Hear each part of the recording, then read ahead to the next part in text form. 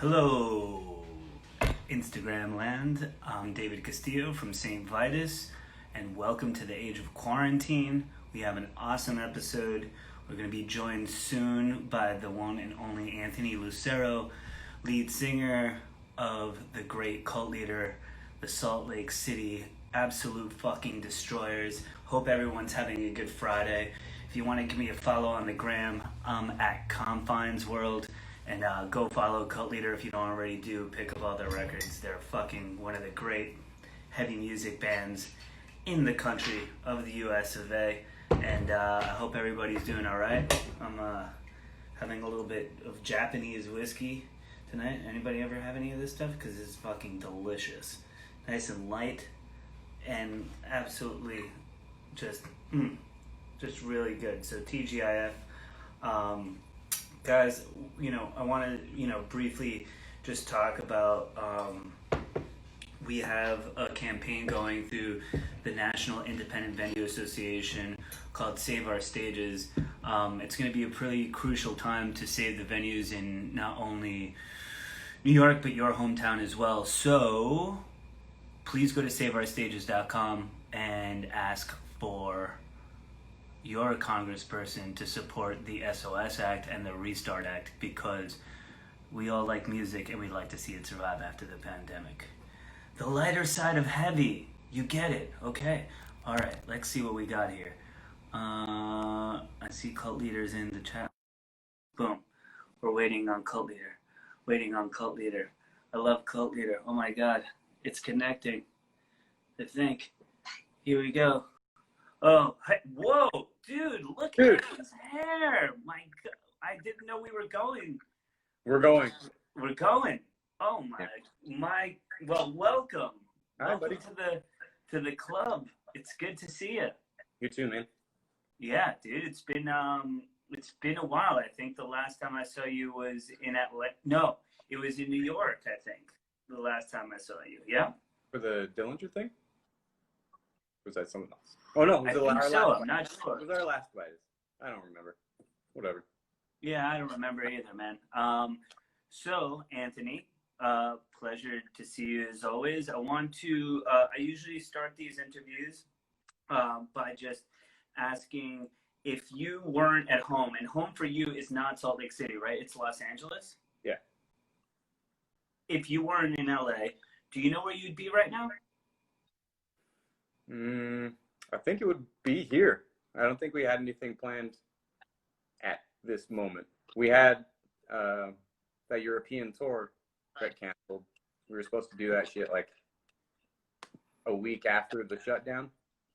Yeah. The whole Euro tour started, so we had to cancel that along with Roadburn and all that. But since then, it's just been literally a ghost town all the way around. Nothing. Sure, of course, just like everybody else. But, when we started this show, that question would have been kind of easier, It's only like a month later, and now it's like obviously dragging on. So people are really having to like kind of think about it and shit like that. I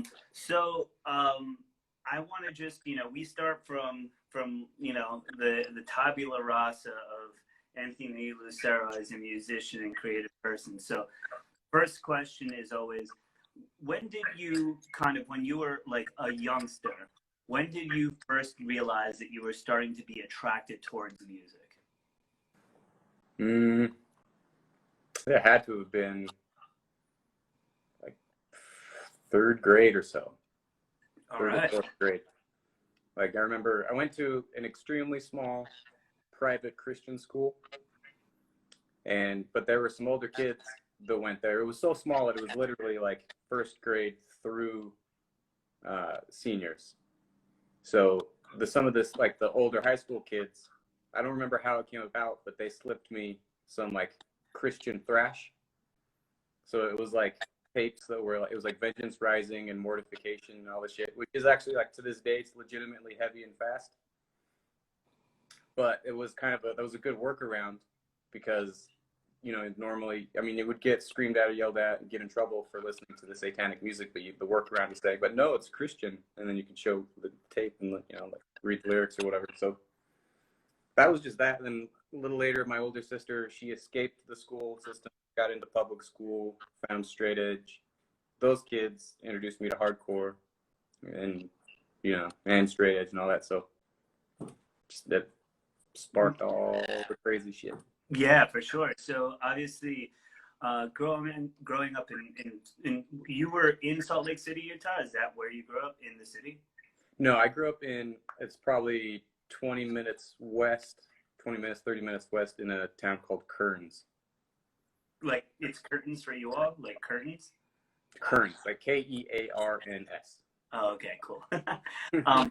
Just curious because it's like, to me, it's, I grew up on Long Island in the shadow of New York. So Utah is fascinating for many reasons to me, and the sort of the depictions and the feelings of it. But I'm just sort of like, obviously curious about those sorts of things. So when you were young and you were getting into music, were you, did you always like play some instruments and stuff like that? Were you encouraged to from a young age? Any parent musicians or anything like that, or were you kind of the first in the family?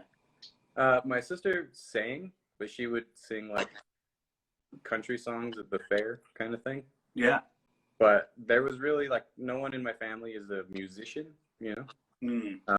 I remember my dad had like a piece of shit like guitar with 3 strings on it in the basement, and I remember finding it, being fascinated with it and playing it, but I couldn't fret anything. So I would just I remember just plucking the open strings and trying to make whatever I could out of that.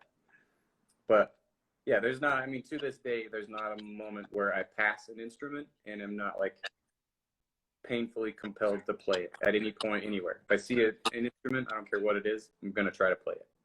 Yeah. All right, cool. So yeah, there was already that sort of, that attraction to that. So like you were saying, so these older kind of kids had this contraband metal that you kind of got into, and then you said your sister kind of was sort of the gateway into sort of the local scene. Obviously, I mean, maybe some of our younger viewers here don't remember this, but I certainly do. And there was a really big kind of expose, I don't know if it was like a hard copy or an MTV thing, but about Utah, the straight edge scene there, and it being incredibly violent. And I have a bunch of friends who are actually from Utah as well, and they recount some wild stories of just kind of like growing up and being in and around that scene. So your sister sort of brought you to shows. What was some of the earliest shows that you saw, and what really got you like attracted to that kind of local?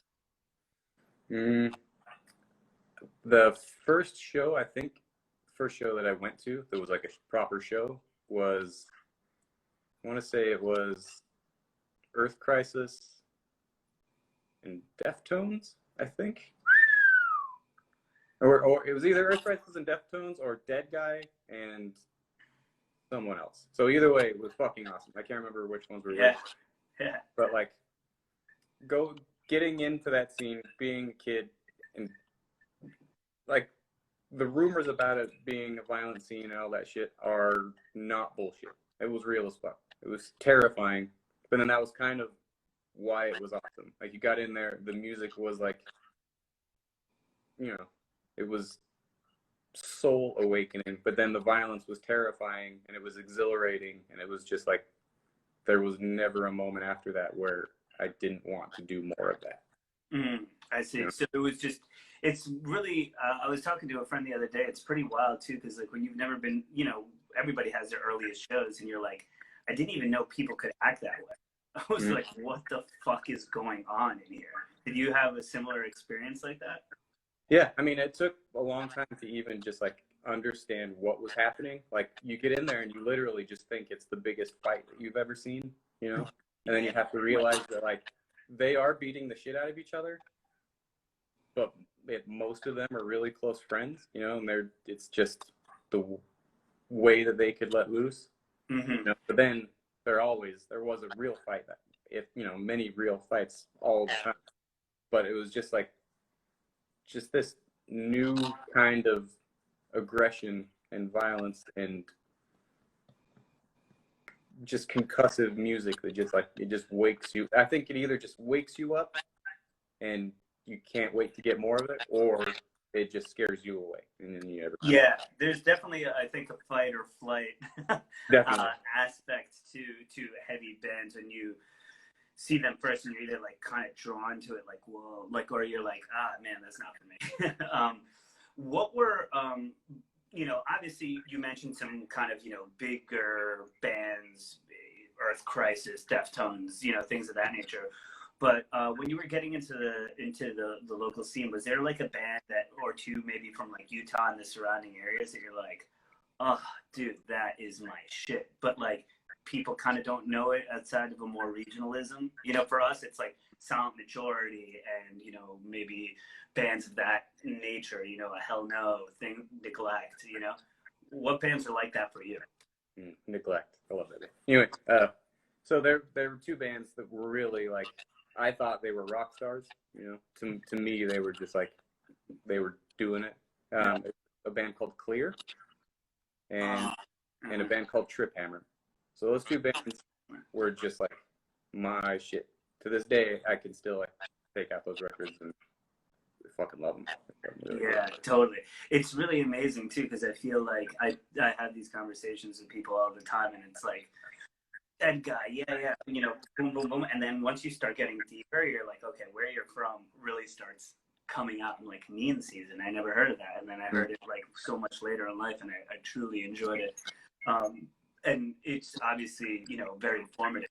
So for you, you're taking in all this culture, right?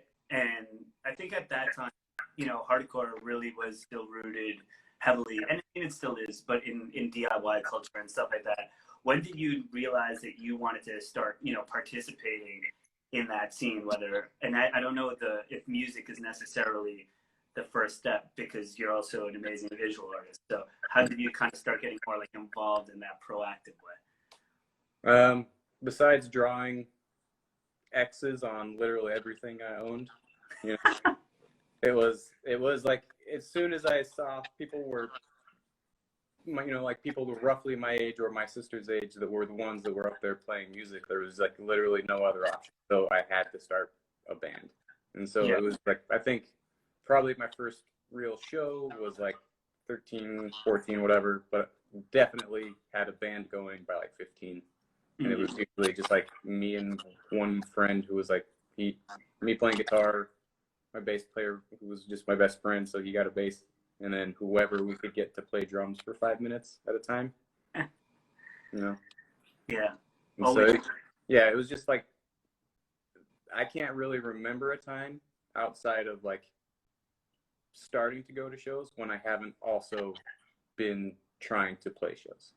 Got it. I see. Yeah. So it was just kind of this immediate thing where, you see the level playing field and you're like, fuck, I could potentially give something to this, which I think is really an important moment for most folks, because certain things, other music kind of feels further away, like I might love The Cure, but Robert Smith seems like another, not even of this world to me, but certain bands are incredible and relatable at the same time, So for you, what was the first relationship like with instruments? Because I know that you were playing bass in Gaza, and that's kind of where we met, and we first started to kind of like, I knew who you were because of that. But was bass always a thing for you, or were you just kind of trying to find your way in? Bass was never my thing. So always a guitar player. Like I was able to, my parents bought me like a white Squier, when I was like 15 or so. So they bought me my first guitar, and it was always guitar. Every local band I played in and everything I did was always guitar. Sometimes, like my first couple bands were playing guitar and doing vocals. But I moved away for a little while, and when I came back and I was trying to get back into playing music and hanging out with my friends and stuff, it was when Gaza was going and they needed a bass player, and like I saw that they had huge potential. They're fucking awesome, and I just really wanted to be part of it. So I was like, fuck, I'll play bass. I can play guitar, I'll play bass, and did Uh-huh. it. But outside of recording or writing or playing shows, I've still to this day have never really picked up a bass for fun. Ah, Just interesting. always guitar. Like, I mean, I loved doing it. You know, I loved my place, you know, and what it was, but that specific instrument really has never spoken to me. It was just something, it was my way to be a part of it. Got it. Yeah. It's always like really interesting to me about how those things are either chosen or how they choose you. You know what I mean? Just depending on so many different circumstances, you know, why people get certain instruments in their hands and they either become them or not, you know? So for you, it was very clearly just like, hey, this is a need, but I wanted to be part of this sort of larger picture that's happening. Why did you move away the first time and why did you come back? Got into a relationship and she got a job in Las Vegas. And so it was like, fuck it, let's go to Las Vegas. And we spent 2 years there. And, you know, I don't know what you could say about living in Las Vegas. It was crazy. Las You know, Vegas. like, Wow. and I was still straight edge, so I wasn't drinking. I don't like to gamble, all those things. So it was just like, I didn't have friends. So I would go to work and then come home and play music by myself and write. So in that way, it was good because when we moved back, I just had like a trunk load full of guitar parts and riffs and stuff, so I could be able to jump right in and just contribute to whatever musical group I could get into, people I could work with. Man, I mean, if I went to Las Vegas and lived there, I might get lost and never come back. So good for you. Yeah. I'm I mean, it was crazy. We're all happy about that. Yeah, like working with guys there who would like literally payday, go out, come back the next morning, hungover as fuck and broke. You know, every single week. It was just, that's what they were doing. They were there to like gamble and party. It was fucking wild. Absolutely. I mean, it's a raw, it's such a raw underbelly to the glitz on top. You can really fucking feel it, you know. And like here we have Atlantic City, and you know on the East Coast, and it's like, oof, you know, it has its real layers of brutality. So you took that time, you spent it kind of honing your craft a bit, and then you came back. And so what attracted you? So you said that you felt like Gaza had huge potential. What kind of made you feel that way? Because I mean, I kind of came in a little bit later, but I mean, I felt it brewing as well. Like I was looking from kind of across the country, and I was like, damn, this band's fucking all right. Yeah, I mean, ultimately, like the thing that blew me away was I was looking at them as a guitarist, you know, so I'm watching them play guitar, so immediately just so drawn in by what Mike and Casey were doing, the way that they were playing, the way that they approached their instruments. Like the shit that band was doing was wacky as fuck and super weird, like incorporating the finger tapping, like, you know, hardly any other bands had really done at that point, or any of that kind of stuff, and just wild ass riffs, wild ass tunings. And I was watching them play, and I can't remember what fucking song it is anymore, but like I think it's Hospital Fat Bags. But there's a song like at the end, there's a break, and in that break, everybody down tunes like a fucking 2 steps, you know, and then restarts the song, and it's just infinitely heavier and infinitely lower, and it's so fucking badass. Yeah. Like at that moment, it was just like, I want to play music with those guys. I don't care how it is or what it is. Like those were my dudes. I wanted. Yeah. So through serendipity, through however it worked out, you know, I just ended up like hanging out and being around them and stuff, and it just kind of was able to, like, they needed a bass player, I got in, and then off you go. And those guys, like, there's no one else on earth I would rather be playing music with. Sure. Yeah. I mean, you know, I've obviously seen that connection for a long time, and it makes so much sense. And, you know, yeah, Casey and Mike, I mean, amazing musicians in their own right, obviously. And coming in and just being able to hang with them, was that kind of a little bit of like I hope I can fucking, like, I hope I can make the grade? Was there like an upward like tryout period or something, or were they like? No, I still feel like that. I mean, yeah, it was. I mean, my position wasn't set, you know, like it was kind of like, see if you can hang and if you can keep up and everything. And those two, like, I don't think they're like full-blown music theory nerds or anything, but they're both like straight up geniuses, and they write music in a way where they're trying to like, almost sometimes it seems like they're trying to like see who can complicate the song the most and continue playing it, you know? Yeah, and for people who don't know, Mike is like he's has an amazing mind. He's like an engineer, you know. He makes incredible things.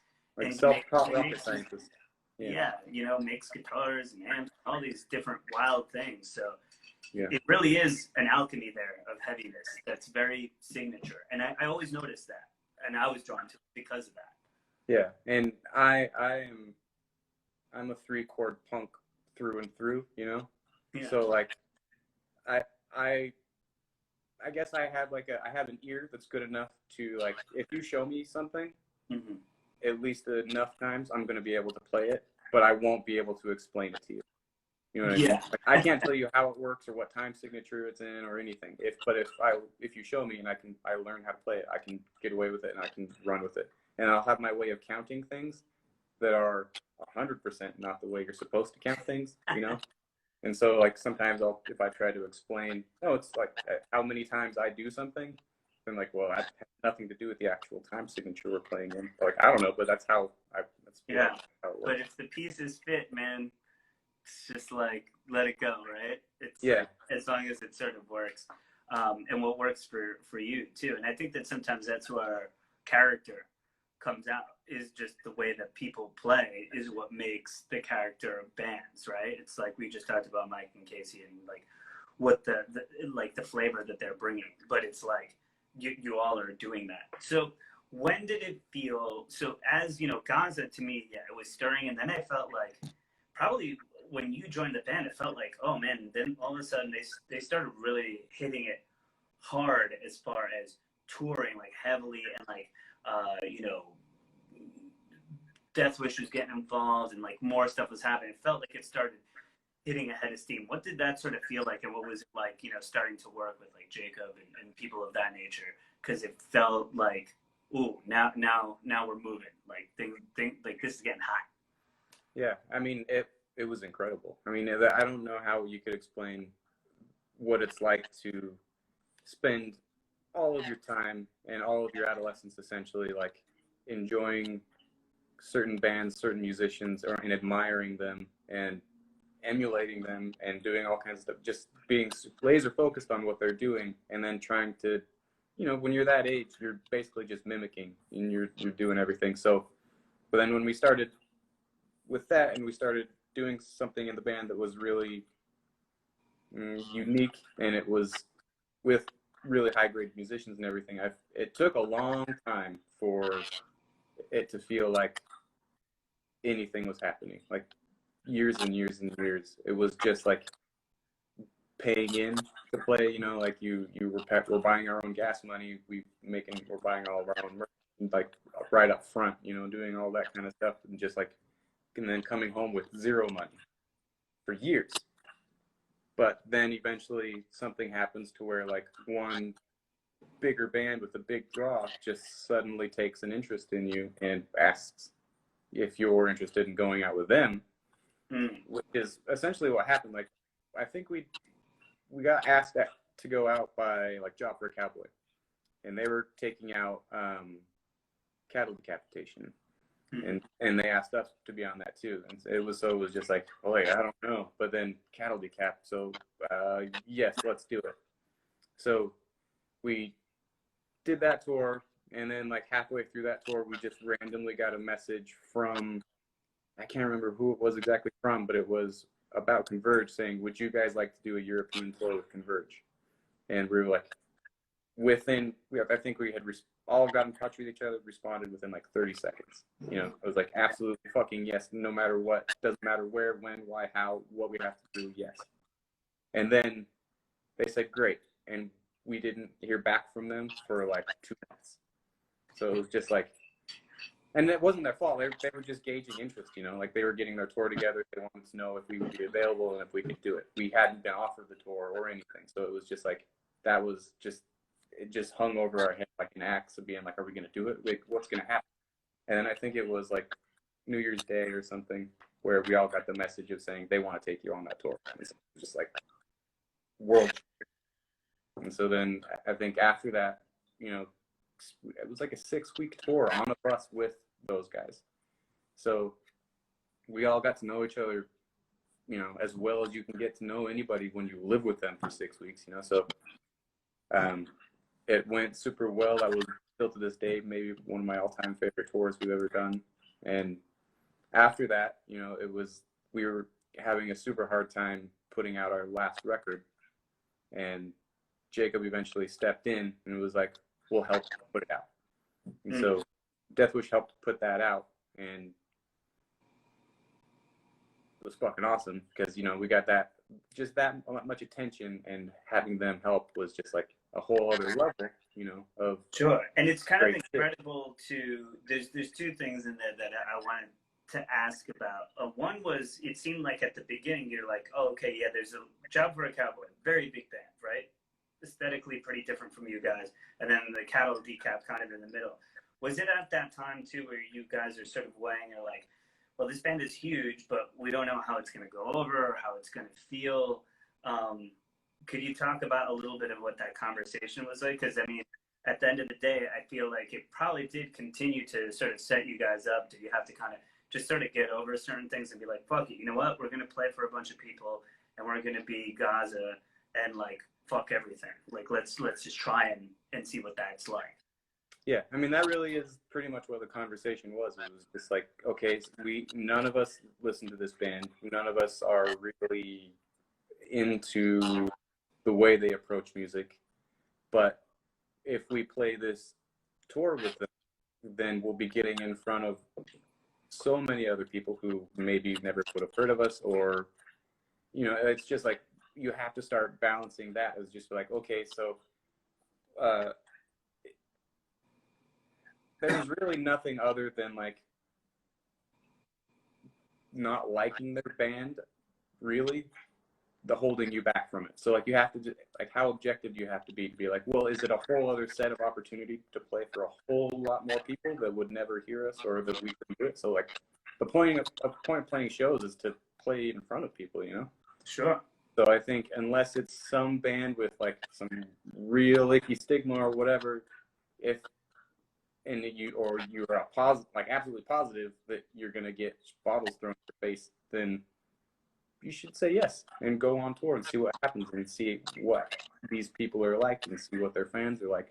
And their fans are fucking awesome, because when you get out there, you just realize that all they want is heavy music. They don't really give a fuck if it's punk, or if it's death metal, or if it's grind, or if it's like scene, MySpace metal, whatever. They just want heavy music, and they were appreciative and they were cool.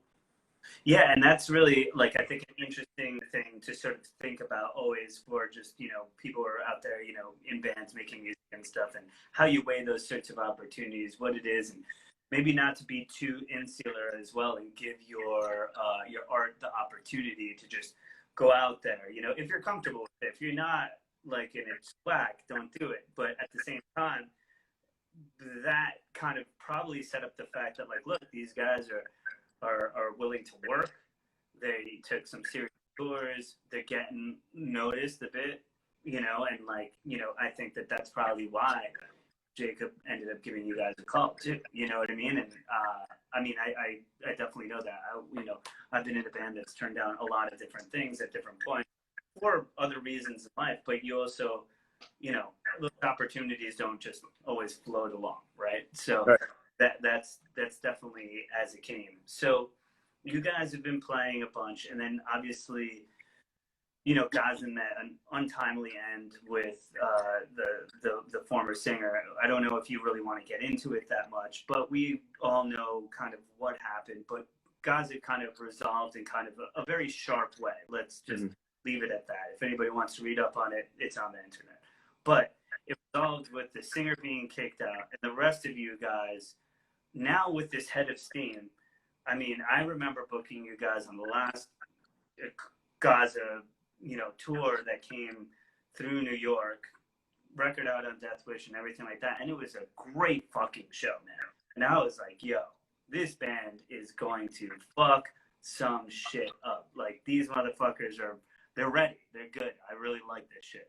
And, you know, I hate a lot of stuff. So it's like, I was very excited. And then it was like, boom, like, this is over. How did that sort of feel all of a sudden to just the feeling of recalibration when you think that you're on a trajectory? That whole thing was devastating. It was just like, because we did feel like that was the first time, I think, at least from speaking for myself, that it felt like we had genuinely reached a new level, you know, like we were actually able to, like,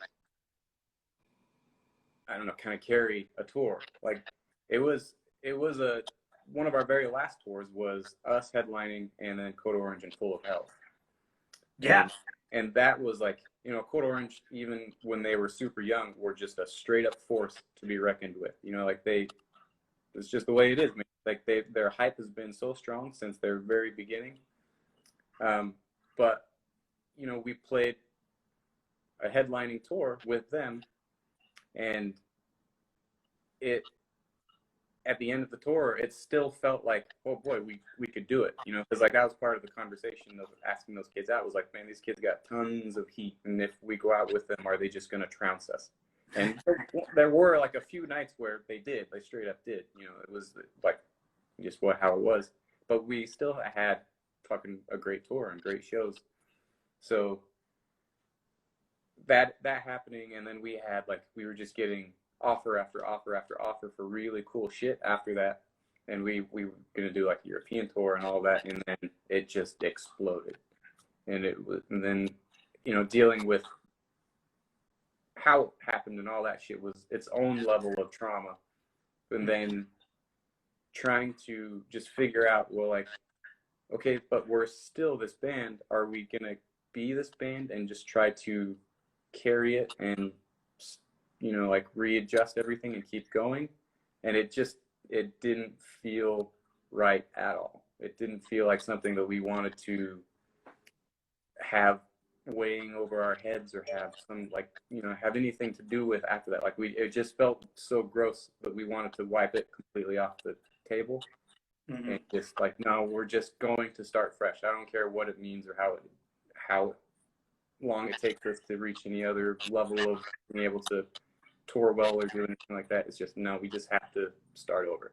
And so we did, just fucking from scratch started over. Which I think is a really, I think it's a brave move in certain ways. Obviously, it was like you want to distance yourself from, you know, other situations. You just said carrying the name, the former name, if there's any stigmas attached to that or whatever have you, but also just like musically too. I mean, you know, you stepped into a new role. You guys got Sam, you know, I mean, it became instinctually, just when you do that to a band, you changed its essence, right? Was that what kind of came into your minds, and you guys are like, yo, we gotta, you know, just do something else, like call it something different, like, because we're becoming so different in this process?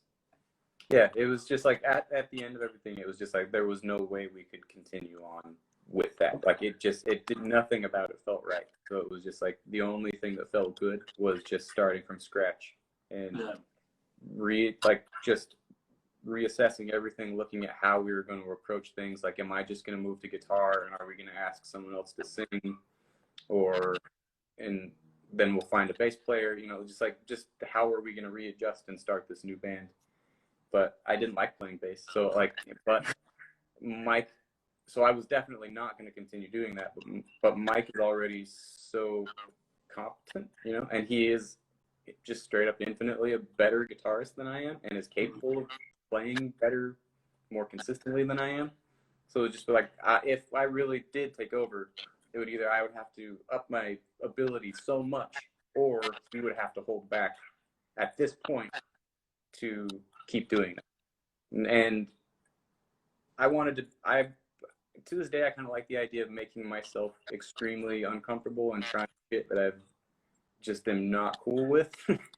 So like, but just to like challenge myself, you know, like, and so at that point, like, I'm a very, very reclusive person, and it's very self-isolating. And so like, to the point where like most of the time I'm a really bad friend because I just can't force myself to reach out to anybody, no matter how much I love them, like my family, everything. It's hard. I need to like be forced to reach out to people. Well, I'm on. Yeah. So, I mean, this is one of the reasons I do this too. Like, that's why I like to do these things. Is it forces me to deal with it, you know? Yeah, totally.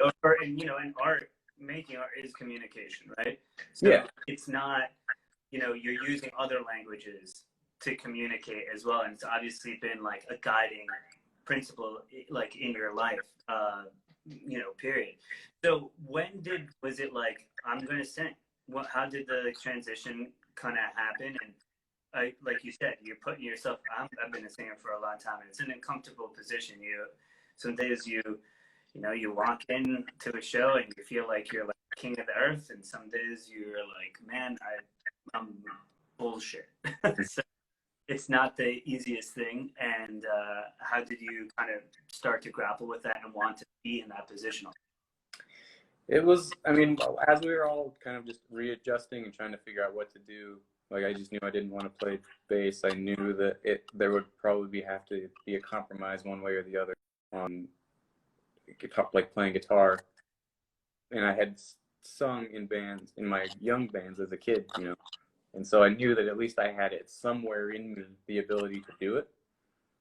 But I remember, I mean, when I was a kid and playing those shows, I had like, I don't know if it was actually like stage fright or whatever it was, but like I was literally incapable of speaking other than saying the lyrics of the song. Like in between songs, I honestly couldn't make words come out of my mouth. So I had to like just stand there, and it took forever to actually be able to like be any kind of comfortable in front of people.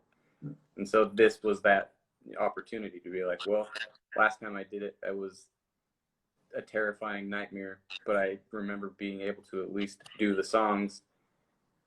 I need to be able to communicate better with people, I guess, on some level.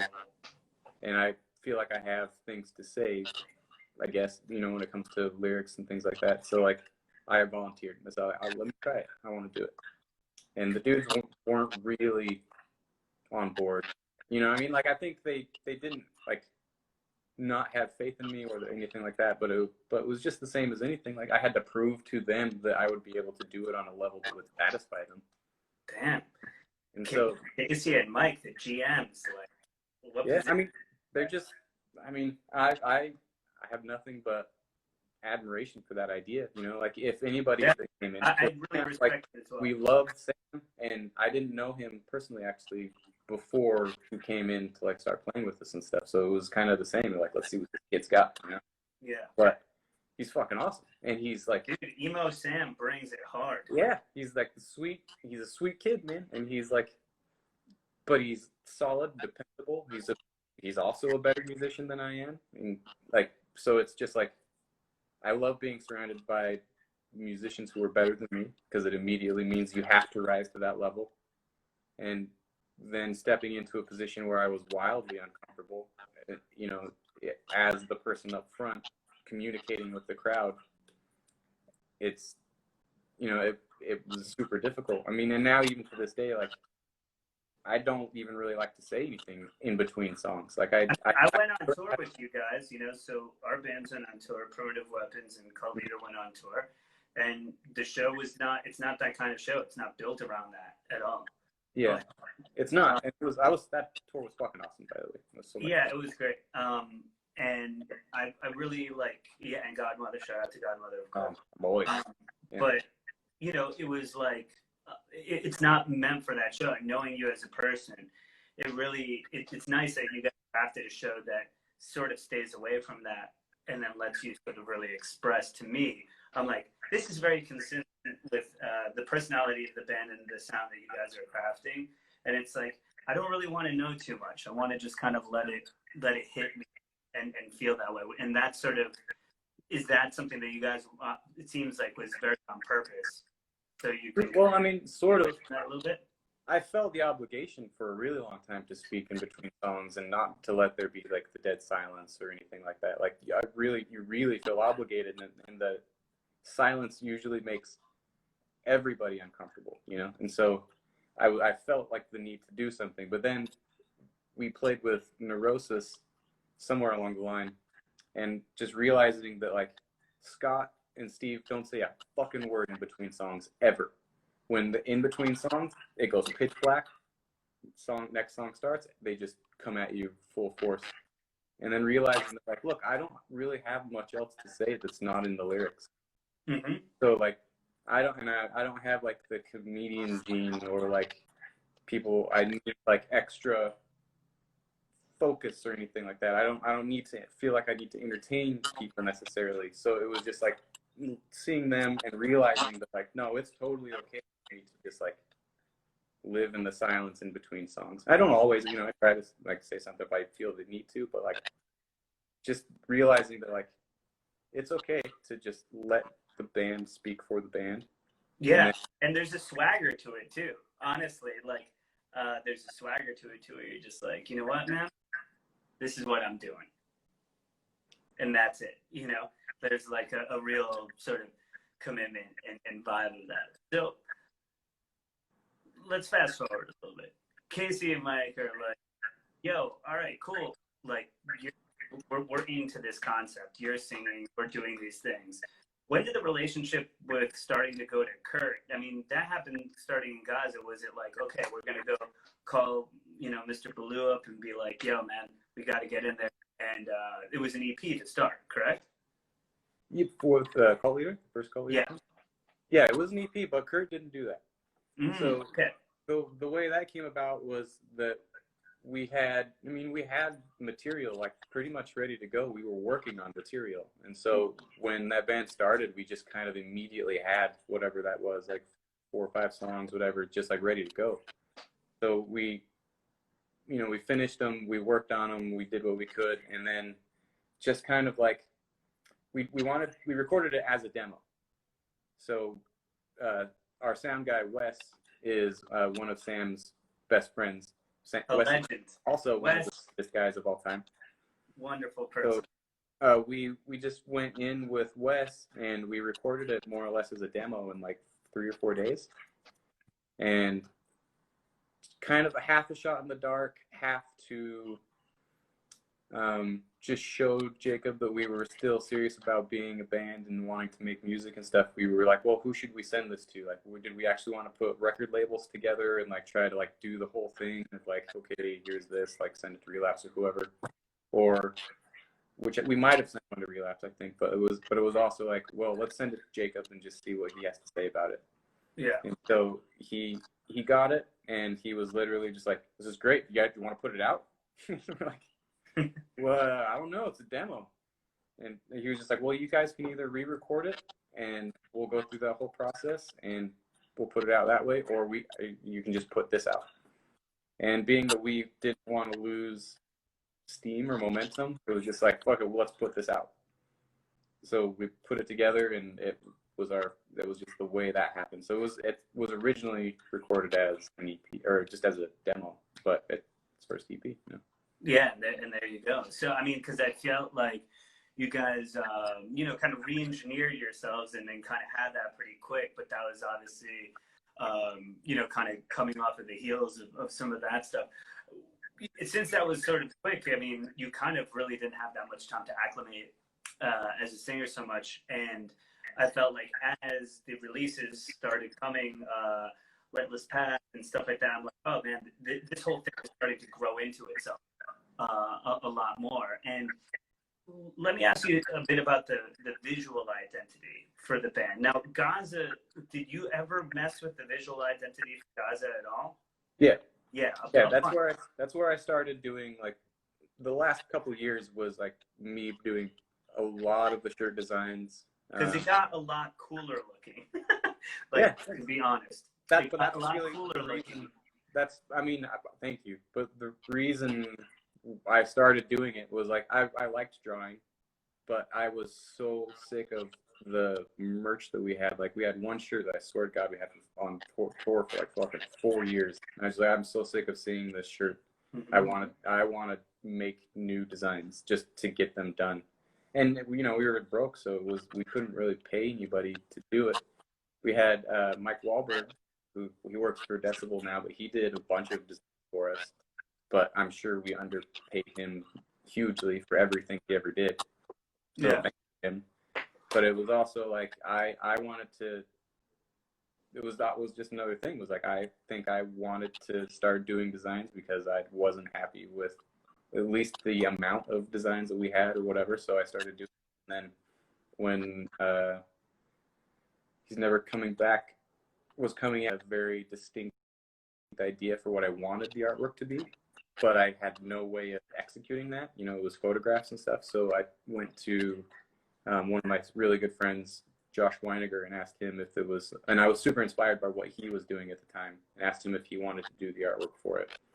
And so he was a photographer and a painter, so he was like taking photos and then painting over them, doing all kinds of awesome shit. So that was kind of like it was me and him working together on that. And then the last record was also my idea, but I didn't have the ability to execute it. So we went to Mike Wahlberg and asked him if he could execute it, and then he took it over and did a whole bunch of awesome stuff himself. And it was kind of like, so I felt like I was kind of laying my hands on like art direction and stuff, and then being able to like do designs for the merch that like for the last couple of years of the band. But yeah, and then when Cult Leader happened, it was just like, well, I want to make every piece of art we have feel like the way I feel the band feels specifically, and the way I feel that the lyrics reflect the lyrics very specifically. Yeah, I mean, it's amazing because it's all just coming from you too, and I think that there's something about that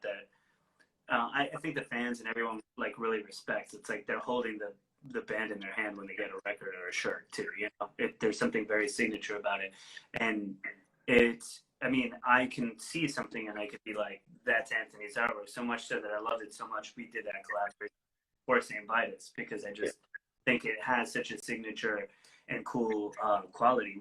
Did you name the new group, or like how did the naming process go? Because it's really like this full reboot, right? So you're like, okay, I got these lyrics, which obviously are contributing to the mood of the band so much, along with the music and like the new voice. So it's like a new voice for everything, right? The name has to be obviously huge, right? So where did that sort of kind of come into play? Yeah, I mean, I don't know how. It seems virtually impossible to actually come up with a decent band name in these days. Like I don't know how you do it. I don't know. So like we tried and we never locked anything down. There were like 20 different names being floated around, and the way I remember it is that Gordon, who plays drums in Call of the Boy, like they had just renamed their band. I think they renamed it from Iron Horse to Call of the Boy. And at some point, I don't remember who said it, was maybe Casey, was like, well, Gordon said that one of the names they were floating around for their new band was Cult Leader. And it was just like every other name we had, or every other thing, that just immediately went out the window, and I was like, that I want. Can we take that? Yeah. So it just like, because that was like a whole bunch of bells went off, and it was just like that just opened up a world of like tone. Essentially, it was just like the idea, the atmosphere of what that implies every time you think of it was just like endlessly play. I could play with that forever.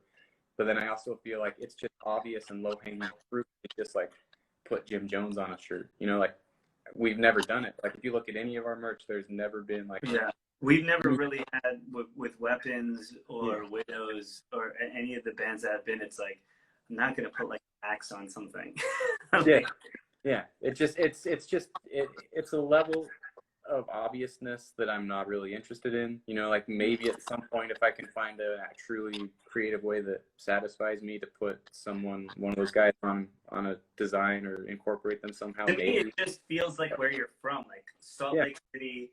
Heavy band called Cult Leader. I'm like, I'm interested. I want to see what's inside. I don't know. Yeah, true. And I mean, and it just like it opens that up to everybody. Like everybody thinks that it's just like some riff or idea, like aimed specifically at the Mormon Church. And if that's what you think it is, absolutely, that's what it is. But like, it doesn't have to be, and it's not necessarily what I think of when I do it. But like, it fits. So it was more of just like it hit the vibe that I wanted, but I wasn't necessarily, you know, like, oh, now I can put Manson on every single shirt that we put out. Like, it wasn't the point. Sure, absolutely. Yeah, and I think that that's a really good thing. It's kind of interesting to be able to be, you know, kind of further along, have a lot of experience, and then there has to be some excitement about starting something new. Even though it has similar components, it's new, and to use everything that you've learned, and, you know, you're a much better artist than you were then, and you know more about the scene and the world and the touring world and how you want to make your records, etc. So although, like, you know, creation is destruction and destruction is creation, right? And so it's to, you know, everything was turned to shit, but now here we are coming out of that. And I think that's something very important to see, like in these times where everything's really nuts, and obviously with the pandemic and all these social injustices and everything that's been happening too, is that we have the ability to create new things. And I love this, your story, the story of the band, because, you know, it's like some pretty tough stuff, and now here we are. To me, another echelon, because I have to say, A Patient Man, I think, is the best thing that this group of people has ever done by far, in my opinion.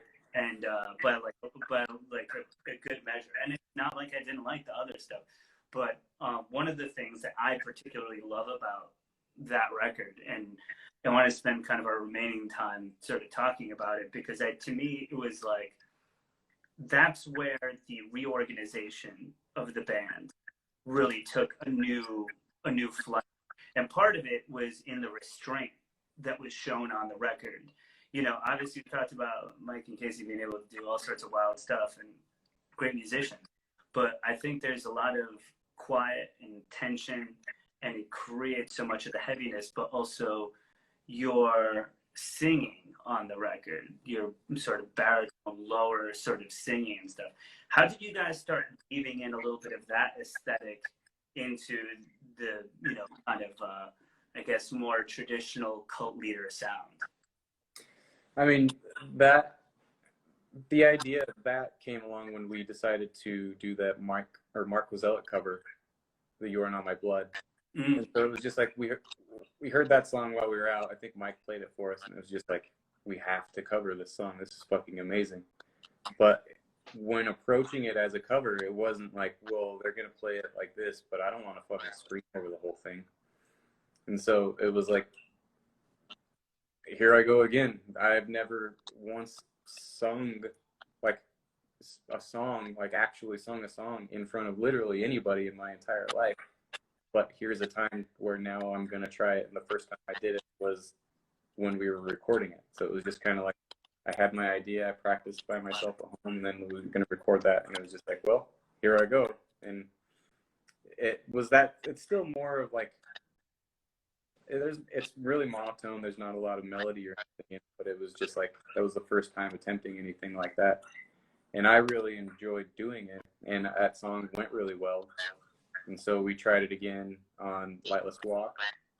And then it just can't, it's exponentially taking up more space on the record songs that we write. You know what I mean? It's just like, well, we have all these heavy thrashy riffs, but we spend a ton of time jamming and playing like the low and slow stuff. So it was just like, we have tons of that material. So it was just like, well, let's see what we can do with this. And we didn't just set out to like make it as prominent on that record as it was, but if we do the song and it feels like our band, whether it's the full-blown all-out grind stuff or the low and slow stuff, does it feel like our band?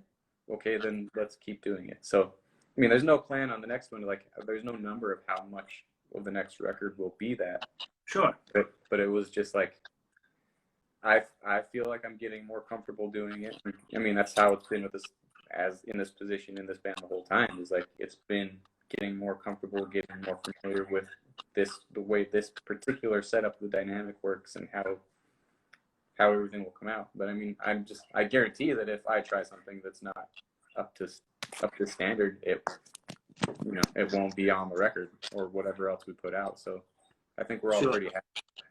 And yeah, I mean, to me, it's just, it went from like kind of like a bit of like a moment, like a side dish, to like this really got like interwoven, and it felt like, okay, now it's adding a lot more prominently to just factoring into like the sound of the universe of like what you guys are making. And there's something about even the title of the record, A Patient Man, and the way that the songs sort of like build and grow, that is really kind of eloquent, not only as far as the lyrical matter, but also just how it sounds, how it's approached, you know? And I think that that's just a really cool thing, and sort of becoming. Have you ever really, now that you're sort of so fully engaged in every aspect of making, you know, from the artwork, lyrics, you know, doing all this stuff, do you feel sort of overwhelmed by those things at any time from like a workload perspective or anything like that? Or are you finally kind of like where you'd hope to be? It definitely gets overwhelming. I mean, I love to write lyrics, but I never write everything out unless we're finishing a song. So like I have tons and tons of notes everywhere that are just like lines or like a short paragraph or even just like one or two words that are just like kind of like seeds of things that I know fit what I want to do. But so I, you know, that's how the lyric writing goes, but the artwork itself can be really overwhelming because I don't like to really take the same designs out on the next tour as we did on the last tour. And when we're touring a bunch and I just, you know, I'm hitting a wall, then it just kind of feels like, well, I don't know what else to do. I don't know how to reinterpret the things I'm doing. Like, what am I going to draw? Another skull with another knife through it or some shit, you know, which I love drawing, but it's like I can only do so many of those things and it feel like it means anything to me for, you know, this specific purpose. So yeah, it gets difficult when especially like I can definitely see asking another artist to do some work for us, but I would never like really give up my position as like the primary one. Like just for instance, I would love to have Ethan from Primitive Man do some shit for us. Like I just love the way I love his work. So like if it was something like sure I would love to have you do something for us, but like other than, or like Jacob, but like I would, you know,